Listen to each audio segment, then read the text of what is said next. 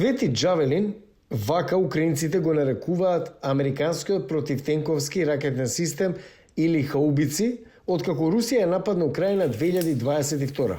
Тоа е затоа што украинските војници велат дека овие ракети истрелани од рамо се покажале како разорно оружје за сите временски услови против руските оклопни возила, па дури и хеликоптерите. Овој 34 годишен полковник на противтенковски батальон од Полтава се ословува со јар.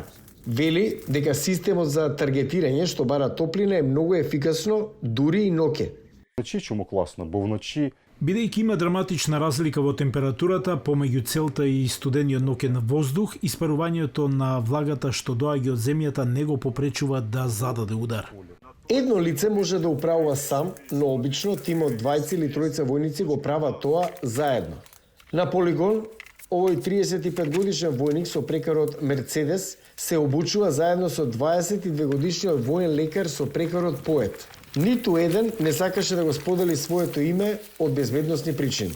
Двајцата доброволно се приклучија на војската во првите неколку дена по инвазијата на Русија. Поет го напуштил универзитетот во Харков, Мерцедес се откажа од својот бизнис.